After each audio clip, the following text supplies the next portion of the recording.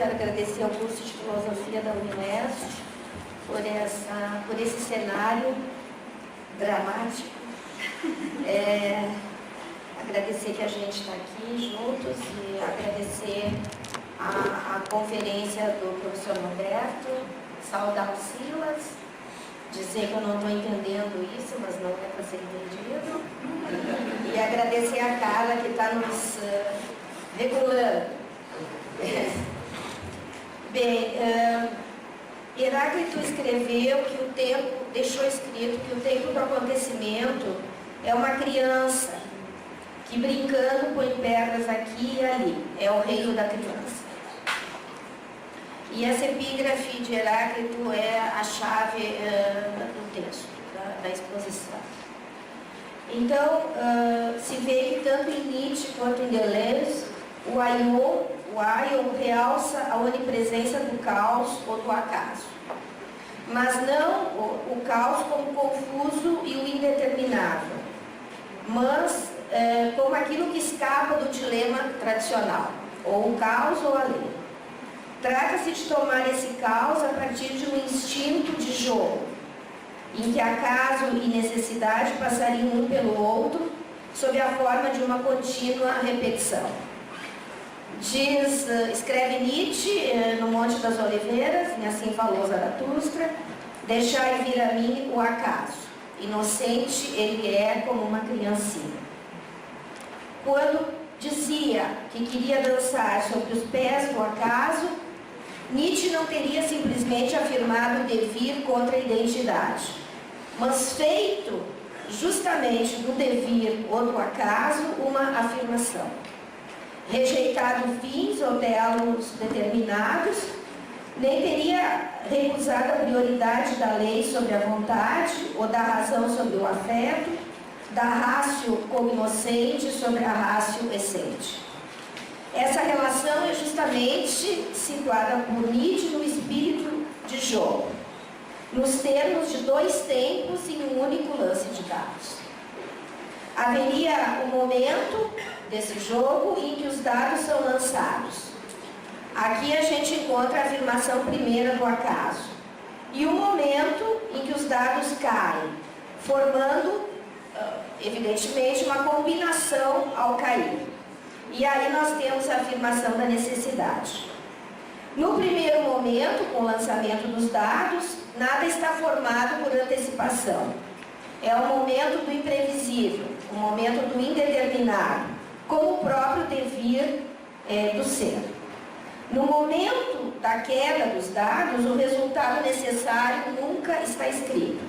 Ao contrário, afirma Deleuze, a necessidade se afirma com o acaso, no sentido exato em que o ser se afirma no devir e o se afirma no múltiplo. Assim, a queda dos dados não seria uma confirmação, não teria nada a ver com determinismo, mas ao invés disso seria um momento de organização da unidade, não enquanto revelação passiva, mas enquanto criação ativa do ser. A necessidade ou o destino não seria a abolição do acaso, assim como o devir não seria a abolição do ser, nem o múltiplo a abolição do um, e sim a sua própria combinação. A necessidade, em lógica do sentido, que Deleuze escreve, a necessidade é afirmada com o acaso, embora o próprio acaso seja afirmado.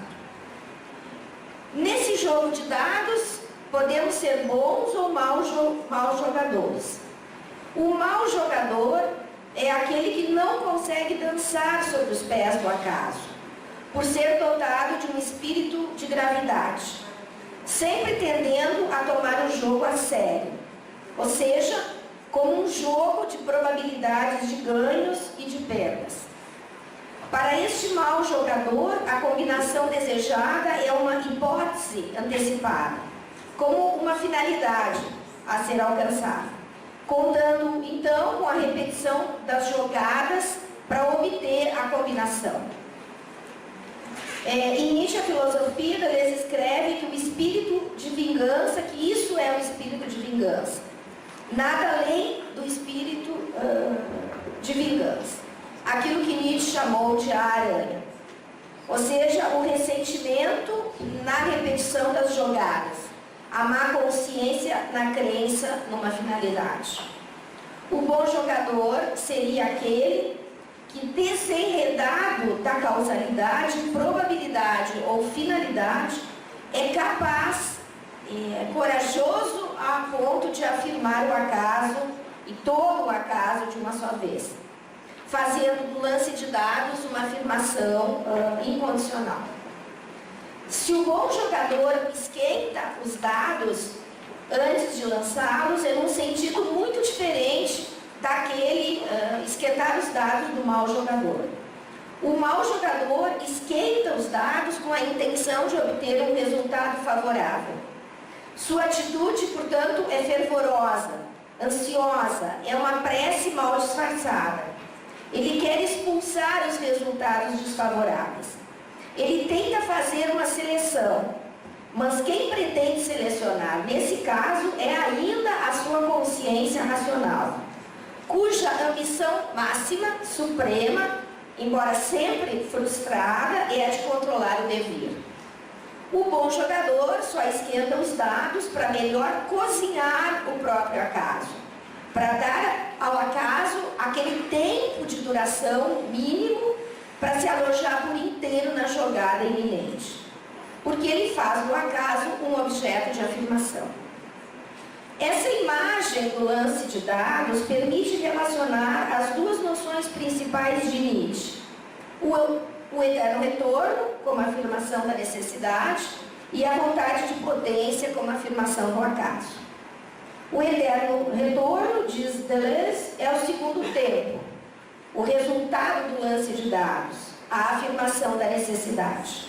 O número, portanto, que reúne todos os membros do acaso, mas que é também o retorno do primeiro tempo, a repetição do lance de dados, a reprodução e a reafirmação do próprio acaso. Assim, não apenas o primeiro momento, aquele da multiplicidade e do devir, implicaria o segundo momento, aquele da unidade do ser. Mas esse segundo momento também é o retorno do primeiro. E os dois momentos, evidente, se implicam um no outro, como uma série perpétua de destruição e reconstituição, como um momento centrífugo e um momento centrípedo, como emanação e constituição. O que retorna todas as vezes, em cada acontecimento, em todas as divergências e sínteses disjuntivas, ou a cada vez que os dados são lançados. Assim, o que retorna todas as vezes é o único lance de dados original que tem a potência de afirmar o acaso. Em todos os lances, portanto, o mesmo lance volta, porque o ser da jogada é invariável na sua determinação produtiva, afirmar todo o acaso em uma só vez. Tomada como doutrina moral, o eterno retorno ensinaria a viver o que acontece não como injusto ou imerecido, não culpando a si ou ao outro, mas dignamente, quer dizer, sem ressentimento contra o acontecimento, mas querendo o acontecimento. Isto é, através de uma mudança de vontade, que não quer o que acontece, mas que quer alguma coisa no que acontece, alguma coisa a vir de conformidade ao que acontece. Como regra prática, a doutrina do eterno retorno ensinaria a não se contentar com o possível, não sonhar com o impossível e tampouco estimular o necessário. Como Nietzsche ensina, seja lá o que tu queiras, queira-o a tal ponto que queiras também o seu eterno retorno. E não se trata, evidentemente, de querer a repetição do mesmo, idêntico ou semelhante, mas sim do semelhante que subsume a diferença sem semelhança, ou simulacro. Uma posição que abre a hipótese cíclica do determinismo rigoroso, dando a ver que o determinado passa pelo indeterminado, o decidido passa pelo ainda a decidir, o passado tem características de futuro e o futuro de passado. Quer dizer, sem negar o feito, tudo apareceria como ainda estando por fazer. Fazer múltiplo, Deleuze e Guattari escreve em 1014, fazer um múltiplo, não acrescentando uma dimensão superior, mas ao contrário, da maneira simples, com força e sobriedade, no nível das dimensões de que se dispõe. Sempre N menos 1. É somente assim que o uno faz parte do múltiplo, estando sempre subtraído dele. Através de suas leituras de Nietzsche, também dos estoicos e de Spinoza, Deleuze põe em movimento um pensamento das singularidades, empregando o conceito de acontecimento. Este conceito presume uma duplicidade aproximada àquela que se pode vislumbrar nesse liame vontade de potência, eterno retorno de Nietzsche. Nesse seu redobramento de Nietzsche, Deleuze retoma o conceito de eterno retorno, entendendo como uma repetição que pode fazer da repetição algo novo. Quer dizer, como que acontece atravessado ou agenciado pelo desejo ou pela vontade, sempre de maneiras novas e criativas, enquanto oposto a todas as formas de generalidade ou de fixação do idêntico. Se a vontade de potência fosse a consequência de uma diferença originária, pura em si, como intensidade aberta, o eterno retorno seria o para si dessa diferença. E o que se diz da diferença sem origem assinalável, isto é, o assinalamento da origem como sendo a diferença, que relaciona o diferente com o diferente, para fazê-los retornar enquanto tais. É este o liame fundamental entre o eterno retorno e a vontade de potência. Um não pode ser dito sem o outro, a não ser do outro. A vontade de potência é o mundo cintilante das metamorfoses, das intensidades comunicantes, das diferenças de diferenças, dos sopros, das insinuações e expirações. Um mundo de intensivas intencionalidades, mundo de mistérios, mundo de simulacros. O eterno retorno, escreve Deleuze em Diferença e Repetição, é o ser desse mundo.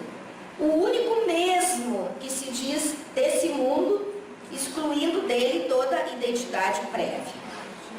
Se o eterno retorno seria dito de um mundo sem identidade, sem semelhança ou igualdade, dito de um retornar puramente intensivo, como o único mesmo que devém, em suma, como afirmação pura, restaria sempre aberta a possibilidade, nisso que ocorre enquanto afirmação pura, de uma afirmação desdobrada, quer dizer, a possibilidade de uma contra-efetuação, de uma afirmação da potência de existir e de produzir, com a tensão entre a repetição, no sentido do eterno retorno, e a diferença, sem conceito. Deleuze alude a parte do acontecimento como efetuação espaço-temporal em um estado de coisas, isto é, efetuação como realização de cumprimento ou consumação. E há uma outra parte que nessa primeira poderia atuar, uma contra-efetuação entendida como a parte do acontecimento que seu cumprimento não pode realizar. O eterno retorno, Deleuze escreve em Crítica Clínica, é o produto de uma dupla afirmação que faz retornar o que se afirma e só faz devir o que é ativo. Esta relação entre o que acontece e o que se afirma no que acontece é a motivação principal da sua filosofia do acontecimento. Bem, dessas ideias e conceitos, eu penso uma pesquisa docência do acontecimento. E nosso projeto Escrileituras, vinculado ao Programa Observatório da Educação, financiado pela CAPES-INEP, justamente o que se esforça por fazer é dessa ordem. Então, eu vou apresentar, para não cansá-los, de uma forma breve, algumas características dessa pesquisa docência. Bem, então, atuando na educação, inspirando e contagiando na educação, se pergunta o que nós podemos funcionar na pesquisa docência que recusa a ordem, concebida como um extrato ou um depósito. O que na docência consegue derrubar as ilusões de estruturas, de constantes, de organismos, de organização social e política. O que ainda resta de processo, de devir, de irrupção, de intempestivo, de inatual na pesquisa educacional e na docência que nós fazemos e que demonstra possuir uma fecundidade, fazendo com que a gente perca a serenidade adquirida, a duras penas também, e nos jogando em novos funcionamentos.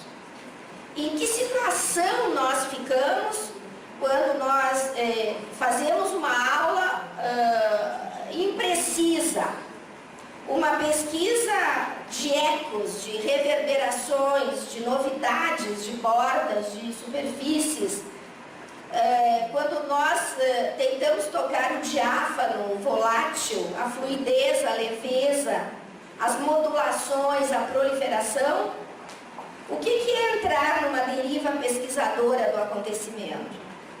O que é e como perceber devires em uma docência?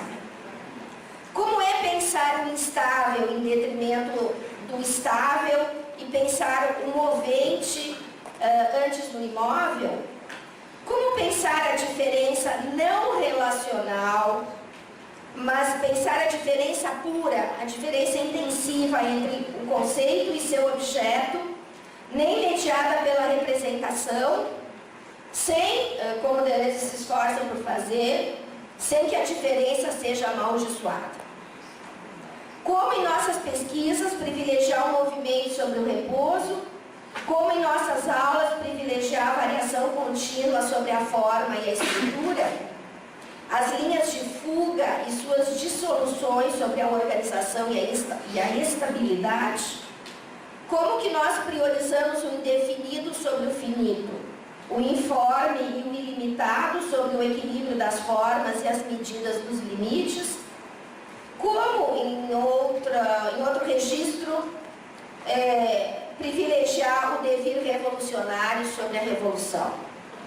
Em poucas palavras, como pesquisar e fazer uma docência do acontecimento. Como que é ser um pesquisador professor em educação da besteira, da gaia pesquisa, da aula múltipla? Como que a gente age na educação como um empirista transcendental, experimental, em fuga, rizomático, caótico, impensável? Bem, alguns elementos que esse pensamento da diferença pura sugere.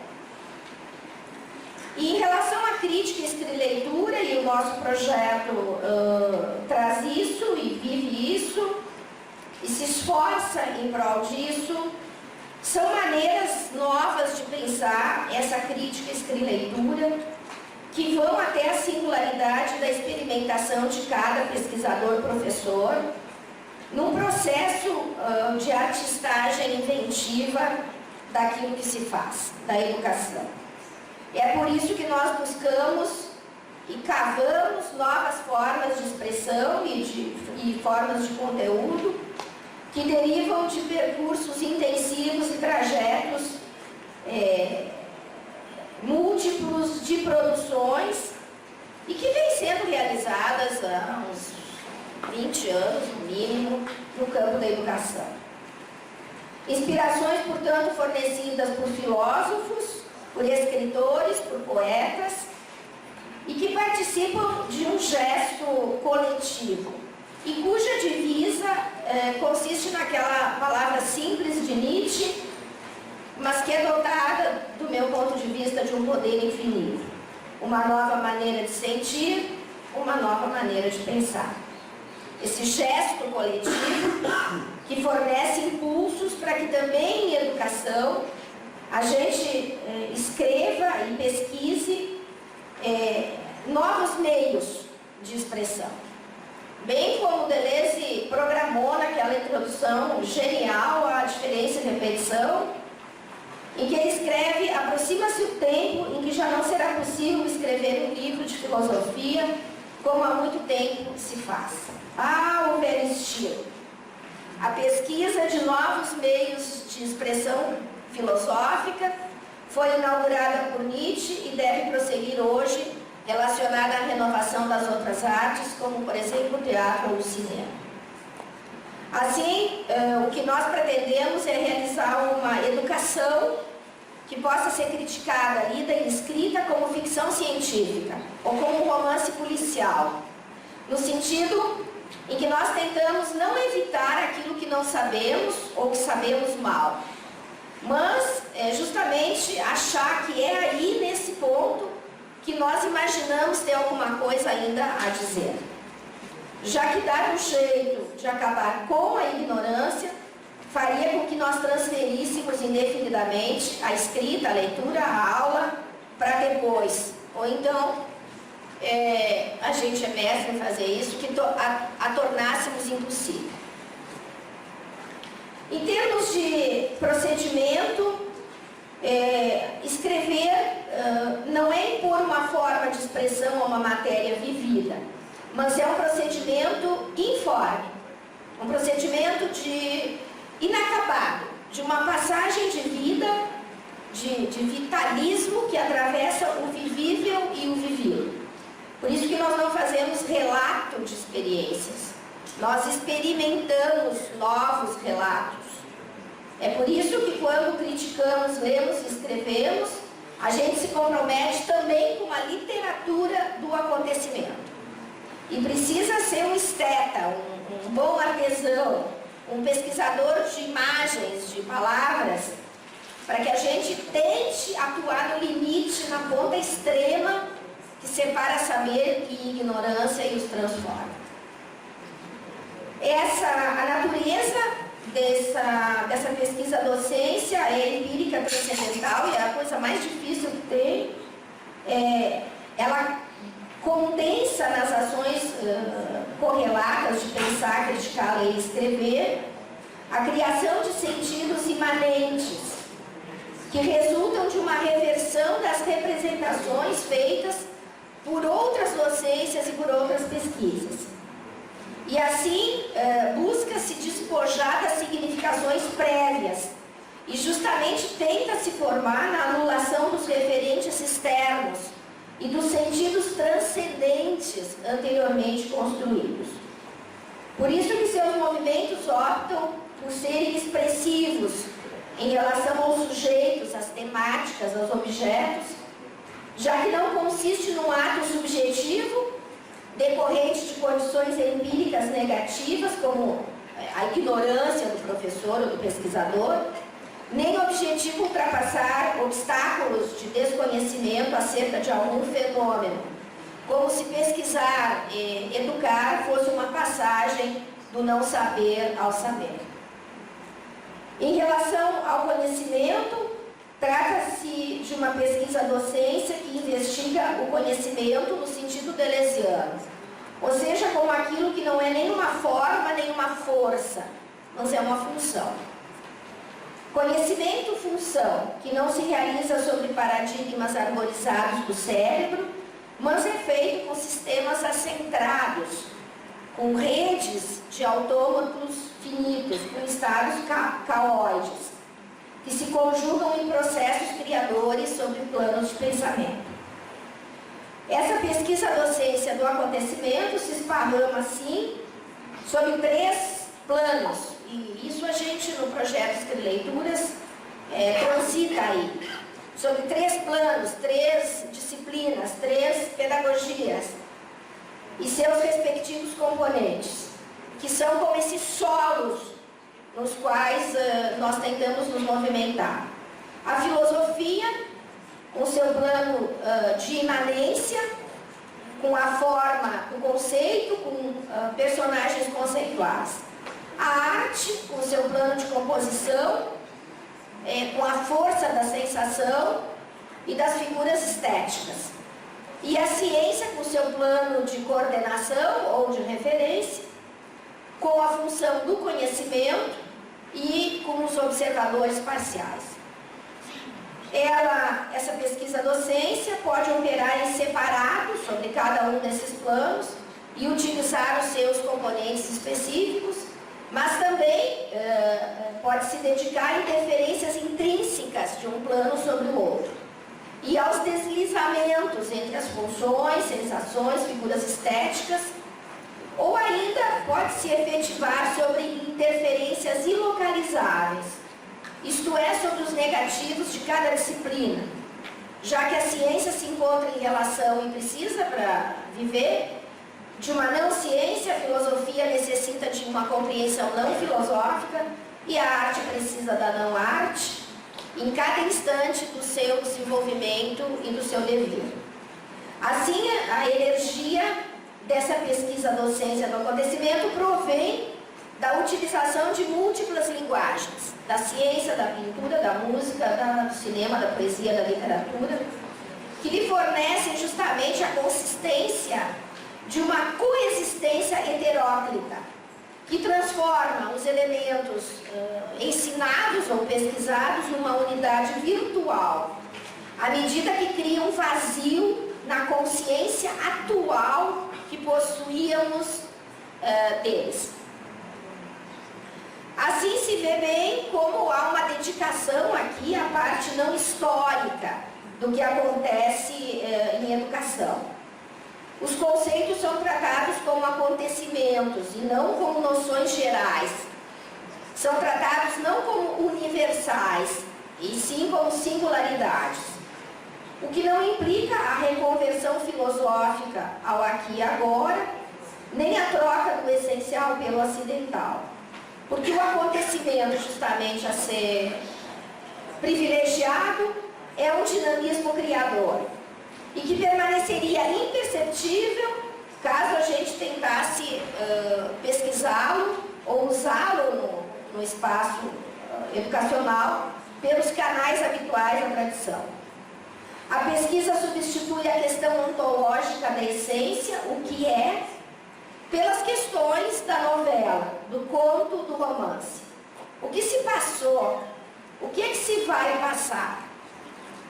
Então é por isso que a experimentação são tentativas de mostrar o acontecimento como produção de eventos singulares, como um esforço no sentido de trocar o eterno pelo presente, não realizando uma fenomenologia da atualidade, mas uma ontologia do presente, numa acepção de Foucault, na medida que não pesquisa divisões, unidades, identidades definidas e formadas, mas diagramatiza esses elementos como estando em fuga, valorizando seus devires, nomadismos, mistérios, inatualidades e conceitualizando as suas configurações e composições por vir.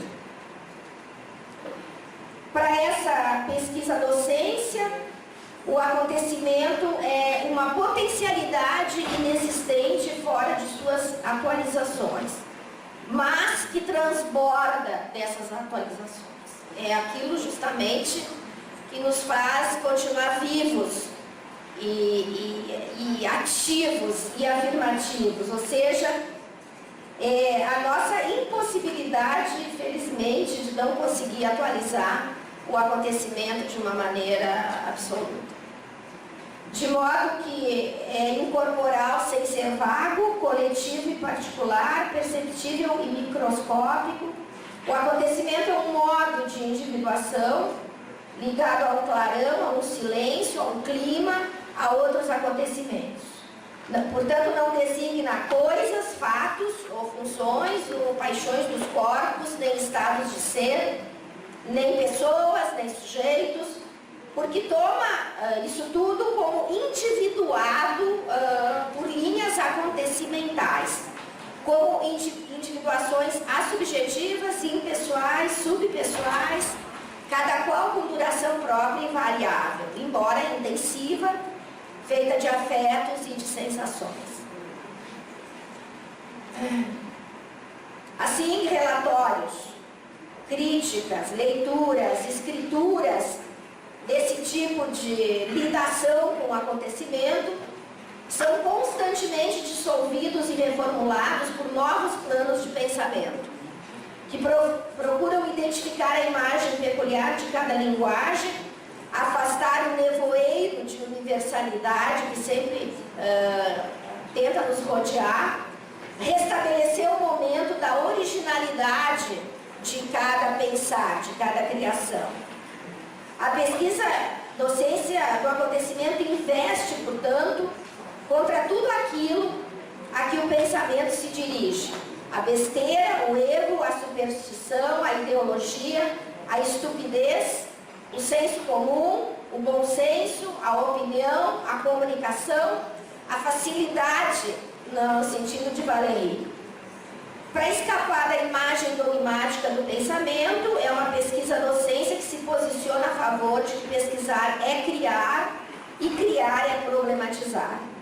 Só que problematizar é determinar dados e incógnitas dos problemas que vão sendo formulados à medida que essa pesquisa docência se realiza e que persistem nas soluções que lhes são atribuídas. Ou seja, as soluções que nós conseguimos realizar não estancam esse processo. Como sempre, nós estamos num jogo afirmativo de novidades, por meio da vontade de pesquisar e de educar. Então, essa vontade de pesquisar e educar, que para o professor pesquisador, acaba sempre abrindo novos caminhos que vão interferir e ecoar uns dos outros, graças a materiais de expressão ainda informes ou de conteúdos incodificados. Então, é uma pesquisa docência que se dedica a raspar, escovar, lixar clichês de resultados já organizados para construir novamente espaços lisos, como os desérticos, onde seja possível realizar experimentações transcendentais. Então, uma pesquisa desenvolvida por meio de imagens e de signos que aburilam esteticamente e fazem dela um compósito de afetos e de perceptos. Uma pesquisa que atenta a um só tempo para as multiplicidades das multiplicidades e para os seus movimentos de desterritorialização, reterritorialização e territorialização. Pesquisa, então, que é cartográfica e docência que traçam mapas de intenção e de extensão, considerando em primeiro lugar as linhas de fuga. Depois, as linhas moleculares mais flexíveis, e tomando as linhas duras, as linhas molares, as formações de poder, como resíduos secundários. Porque refere decalques aos mapas, relaciona raízes e árvores aos rizomas e nunca o inverso. E é uma pesquisa docência que investiga os agenciamentos em suas duas faces. Um agenciamento, a face do agenciamento técnico-maquínico, voltada para as estratificações, porque nós não conseguimos nem nos movimentar sem elas, e a face do agenciamento coletivo de enunciação, voltada, felizmente, para o corpo sem órgãos. Assim, concluindo, a cada vez em que é exercida, essa pesquisa docência é amante dos encontros, estabelecendo diferentes relações entre os elementos e compondo geografias inéditas, nas quais os acontecimentos vão se descendo e destecendo, já que não há primeiros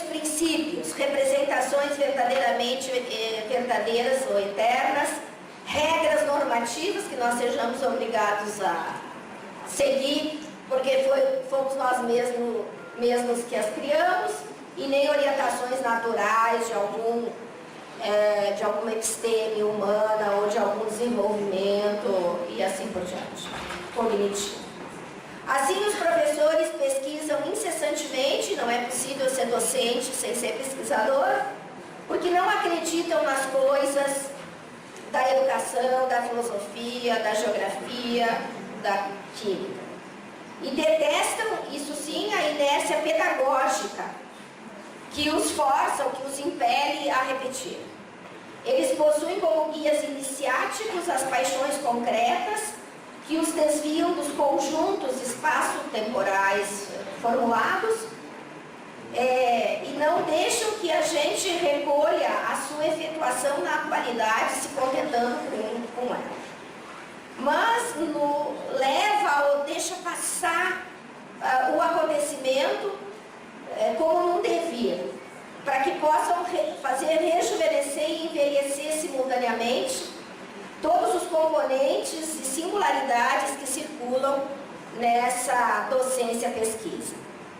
Em suma, e para concluir, é em função disso que os pesquisadores, professores do acontecimento conseguem, de vez em quando tudo corre bem, e a gente consegue criar alguma coisa nova, ou então nos tornar sensíveis à novidade, promovendo ou não obstaculizando, pelo menos, a emissão de devir em estado puro, aquilo que Nietzsche chamou de inatual ou intempestivo.